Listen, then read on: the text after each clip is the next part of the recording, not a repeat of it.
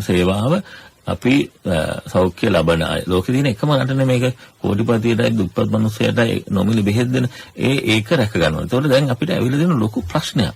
ලොකු ප්‍රශ්නයක් කියන්නේ මේ වකුගඩු බද්ධ කිරීමක් උදාහරණයක් විදිහට. මේ වකුගඩු බද්ධ කිරීමකට රජය සෑහෙන මුදලක් වැය කරනවා. දැන් අපි රජයේ විදිහට අරගෙන තියෙන වැඩසටහන මෙහෙමයි. අපි රෝග වැළැක්වි එකක් තමයි දැන් හොයාගෙන නැති කාරණා සම්බන්ධයෙන් රජයේ ඉතාමත්ම උනන්දුවෙන් වැඩ කරගෙන යන මේ හොයාගත්ත නැති කාරණා මොකද්ද කියලා හොයන්න. අංක 1. අංක 2 හොයාගෙන තියෙන කාරණා වලින් මිනිස්සු සාමාන්‍ය ජනතාව අයින් කිරීම. තුන්වෙනි එක තමයි හොයාගත්තු අයට කාන්දු පෙරීමේ ක්‍රමවේදයන් හඳුන්වලා දීලා තියෙනවා. කාන්දු පෙරීමේ ක්‍රමවේදයන්. ඊට අමතරව තමයි අපි කියන්නේ වකුගඩු බද්ධ කිරීම. වකුගඩු බද්ධ කිරීම ප්‍රධාන ක්‍රම දෙකකට කරනවා. ජීවත් වෙන කෙනෙක්ගේ වකුගඩු අරගෙන අනිත් රෝගියෙකුට දාන එක දෙකක් තියෙනවා. එකක් අරගෙන දාන එක. ඒක ඇත්තටම දිනුනට වල හරිම අඩුවෙන් සිද්ධ වෙනවා. මොකද කවුරුත් ලෝක සෞඛ්‍ය සංවිධානයේ පවා දැන් ඒගොල්ලෝ අපි සමාජික රටක් ඒගොල්ලෝ අපි සම්මුතියකට ඇවිල්ලා තිනවා පුළුවන් තරම් මේ මරණ අයගේ වකුගඩු තමයි දාන්නේ පණ තින අයගේ වකුගඩු දාන්න එපා කියලා. ඒක මොකද යාත්‍යන්තරම ලෝකේ දිනුනට මේ පැත්තට තමයි ගිහින් තියෙන්නේ. ඉතින් වකුගඩු පණ තින අයගෙන් වකුගඩු දානවා. ඒ වගේම මැරිස් අයගෙන් වකුගඩු දානවා. ඒක අපි කරගෙන යනවා. ඉතින් ඒකට අපිට ලොකු මාලිගාවත් වකුගඩු බද්ධ කිරීමේ ජාතික මධ්‍යස්ථානයේ ඉතාමත්ම ලොකු සහයෝගයක් දේශපාලන අධිකාරීන් ලැබෙනවා. මම උදාහරණයක් විදිහට කියන්නම් මෙම ආයතනය කවුරුත් දන්නවා මාලිගාවත් වකුගඩු ඒකේ 2008 ගොඩනැගිල්ල හදලා අපිට ඒකේ වැඩ කරගන්න බැරි වුණා. මොකද මෙහෙම රෝගයක් තිබුණේ නැහැ ඉස්සර අපිට ලොකු ප්‍රශ්නයක් තිබුණේ නැහැ නේ. ඒක අවුරුදු 10ක් වගේ කාලයක් ඇතුළත වැඩිපුරම ඔය ඉන්නකො දැන් ඒක අපිට ඒකල්ල මේක කරගෙන යන්න අපහසුකම් තිබුණා. නමුත් අධිකර ජනාධිපතිතුමා මෛත්‍රීපාල සිරිසේන මහත්මයා දවසක හවසක එතුමා කඩා පැනලා වගේ ඇවිල්ලා මෙතන ඒ ඉන්න රෙඩ්ඩුන්ට සහකාරී මණ්ඩලයට කතා කරාම ඒගොල්ලෝ කියපු ප්‍රශ්න ටික විසඳුවා.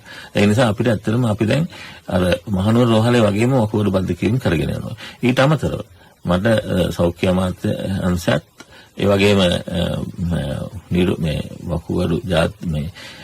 වකුගඩු නිවාරණ ජනාධිපති කාර්යසාධක බලකායනොත් මට කියලා දෙනවා හල්ලේ අවශ්‍ය වෙලාවට දෙන්න. දැන් අපි ඒක කරනවා. වකුගඩුවක් හම්බුනොත් පිට කෙනෙක්ගෙන් මන්නු කෙනෙක්ගෙන් අපි ඒක කොහොම හරි දාලා පෞද්ගලික රෝහල් වලට තමයි අපි පෞද්ගලික රෝහල් වලට දැන් ඉන්නවා. රෙඩ්ඩු අපි දාලා. ඒකට මුදල් ප්‍රතිපාදන ලැබෙනවා.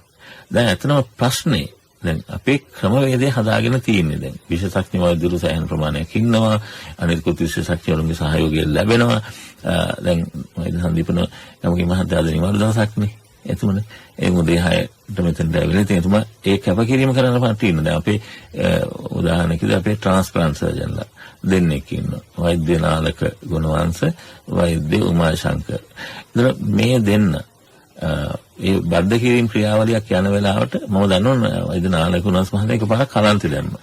ඒ කියන්නේ එක දිගට ඔපරේෂන් කළා. ඉතින් ඒ කැපකිරීම කරන්න පුළුවන් කාර්ය මණ්ඩලයක් ඉන්නවා.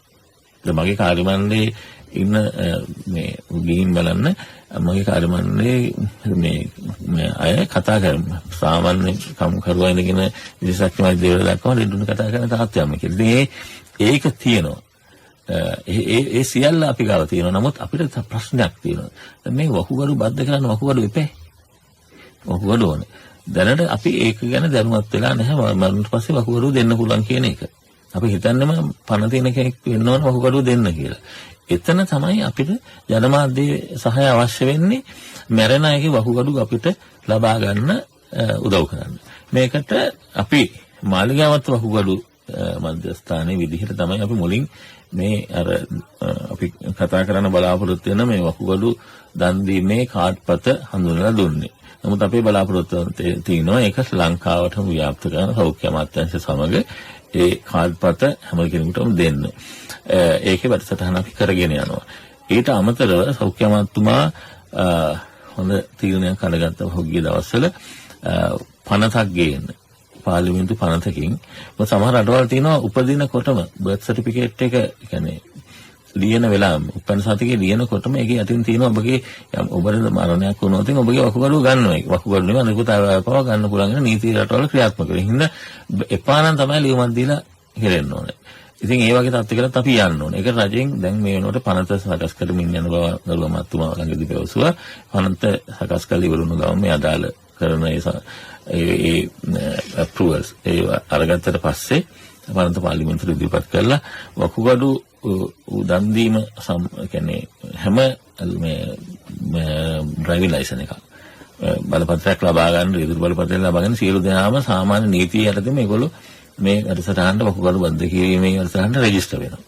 යම් කිසි කෙනෙකුට ඒක අකමැති නම් ඒකෙන් ඉවත් වෙලා යන්න පුළුවන්. ඒකට අමතරව අපි රජයේ විදිහට පටක පනත කියලා එකක් තියෙනවා. ඒතකොට මේ පටක පනත තියෙන තාක්කල් අපි බෑ වකුගඩුවක් බද්ධ කිරීමට වකුගඩුවක් ගන්න ඕන අපි මොළේ මරන රෝගියෙක්ගේ වකුගඩුව ගන්නවයි කියලා.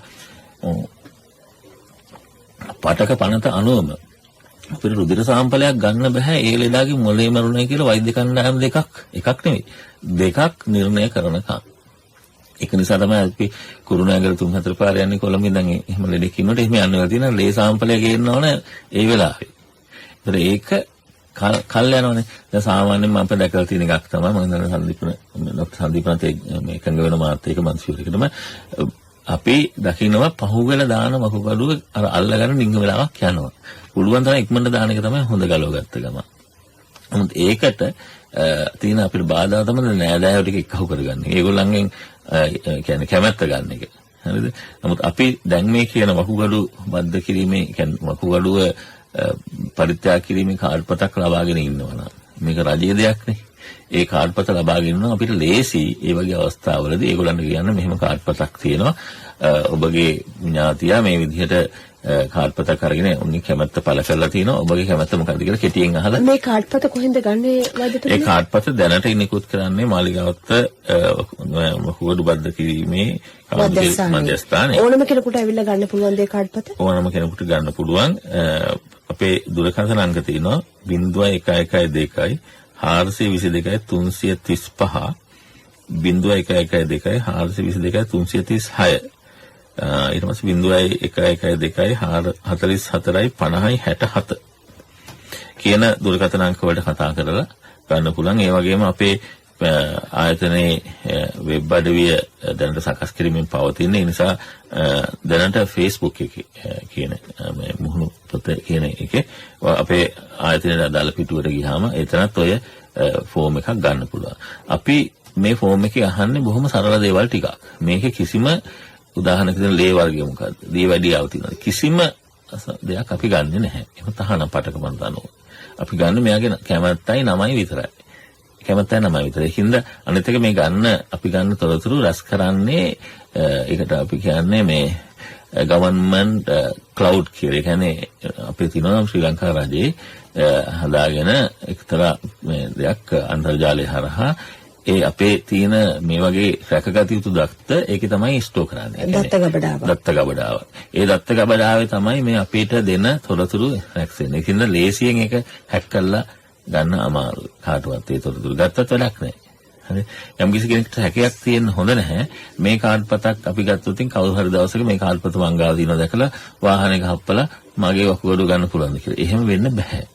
එහෙම වෙන එක සම්පූර්ණයෙන් පටක පනත වගේ නවත්තලා තියෙනවා. ඒ වගේ දෙයක් වුණාම අපිට කෙලින්ම සරලව ගන්න බෑ. මොකද ඒකට නීති අනුකූල ක්‍රමවේදයන් හදලා තියෙනවා. චක්‍රලේඛ නිකුත් කරලා තියෙනවා. ඒකෙන් මිනිස්සු ආරක්ෂා කරගන්න මේක වැරදි පැත්තට යන එක නවත්ත ගන්න. එහෙම වෙන්නේ නැහැ. ඉතින් මට රජයේ නිලධාරියෙක් විදිහට වකුගඩු බද්ධ කිරීමේ ආයතනයේ අධ්‍යක්ෂවරයෙක් විදිහට මට කියන්න පුළුවන් 100%ක්ම ඒක අපි වළක්වලා දිනේ. එහෙම මිස්යූස් වගේ දේවල් වෙන්නේ නැහැ.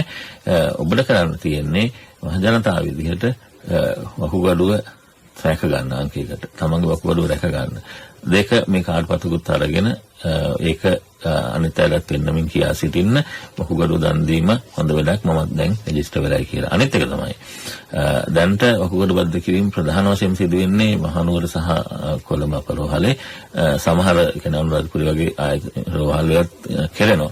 ඔබගේ ඥාතියෙක් හිටනෝ නම් මොළ දණ්ඩේ මොළය මරුණයි කියලා ICU එකේ ඉන්න රෝගියෙක් ගැන ඔබට සාමාන්‍යයෙන් කියනවා. මෙහෙම දෙයක් වුණාම මුලින්ම රෝගින්ව දැනුවත් කරනවා. ඒක අපේ ක්‍රමයක්. ඒ වගේ අවස්ථාවකට ආවම ඒ වෙලාවට ඔබට පුළුවන් නම් කියන්න දැන් මගේ ඒ ඥාතියා දැන් මරනවා. ඉතින් කරන්න දෙයක් නැහැනේ. මරුණාට පස්සේ මොළ දණ්ඩ මැරිච්ච කිසි කෙනෙක් තාම නැගිටලා නැහැ. ඒකින්ද මෙයාගේ වකුගඩු දෙක දන් දෙන්න. අනිත් අවයව දන් දෙන්න. පුළුවන් නම් ගන්න කියන එක. දැන් මම දන්න හුඟක් කට්ටිය කියන වෛද්‍ය පීඨ වලට සමසිරුර දෙන්න කියලා ඇස් දාන් දෙනවා. ඒ වගේ එහෙම අපේ රටින් හොඳ ජනතාවක් නේ අතන මේ පැත්තෙන් ගත්තාම. ඉතින් ඒ ජනතාවට ඒගොල්ලන්ට පුළුවන් මේ අහක දාන පොළොවට පස් වෙන මේ මිනිහේ තියෙන අවයව විශේෂයෙන්ම වකවලු තව කෙනෙක් ජීවත් කරන්න පාවිච්චි කරන්න. හොඳයි. 7 පහ වෙලා විනාඩි 45